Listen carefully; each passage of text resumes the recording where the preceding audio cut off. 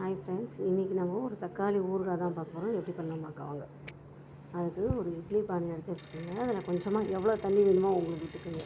விட்டுட்டு அதுக்கப்புறம் அதிலேயே இட்லி தட்டை வச்சு அதில் தக்காளி எல்லாம் எடுத்து வச்சுக்கோங்க. உங்களுக்கு எவ்வளோ தக்காளி வேணுமோ அது போட்டுக்கோங்க. நான் இன்றைக்கி கொஞ்சமாக தான் பண்ண போகிறேன், அதனால் கொஞ்சம் தான் போட்டுருக்கேன். அதுக்கப்புறம் இந்த மாதிரி மூடி போட்டு மூடி வச்சுருங்க. மூடி வச்சுட்டு பார்த்திங்கன்னா கொஞ்ச நேரம் ஒரு 5 நிமிஷம் திறந்து பார்த்துட்டிங்கன்னா இந்த மாதிரி தோலெல்லாம் தனியாக உறிஞ்சி வந்துடும். அதுதான் கரெக்டான ஸ்டேஜ். அதுக்கப்புறம் இதை எடுத்து வச்சுட்டிங்கன்னா கொஞ்சம் ஆற வச்சுடுங்க. ஆற வச்சிட்டிங்கன்னா ஈஸியாக கொஞ்சம் உரிக்கிறதுக்கு வரும்.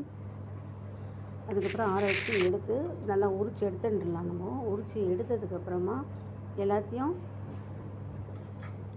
இந்த மாதிரி ஒவ்வொன்றா எடுத்துருங்க. ஈஸியாக இருக்கும், ஈஸியாகவே வந்துடும் உங்களுக்கு. எடுக்கும் போது அழகாக பிரிஞ்சு வரும்.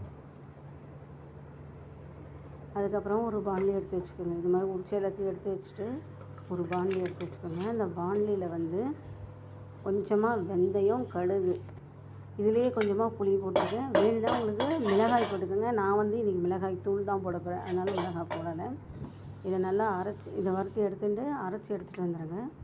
அரைச்சி வந்ததுக்கப்புறமா அதுலேயே நம்ம உரித்து வச்சுருக்க அந்த தக்காளியை போட்டுட்டு நல்லா நைஸாக அரைச்சி எடுத்துகிட்டு வந்துடலாம். அதுக்கப்புறம் திருப்பி கொஞ்சம் நல்லெண்ணெய் வச்சா இன்னும் நல்லாயிருக்கும்.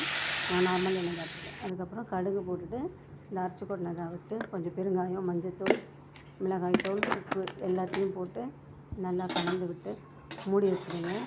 மூடினதுக்கப்புறம் கொஞ்ச நேரம் கழித்து நல்லா கெட்டியாக வரணும். இது பாருங்க, கெட்டியாக வருதுங்களா? இந்த மாதிரி கெட்டியாக வந்ததுக்கப்புறமா எடுத்துட வேண்டியது தான். சூப்பரான தக்காளி ஊறுகாய் ரெடி. இது ஸ்டோர் பண்ணி வச்சிங்கன்னா ஒரு மாதம் வரைக்கும் கூட நல்லா தான் இருக்கும். டேஸ்ட் பண்ணிவிட்டு எப்படி சொல்லுங்கள்.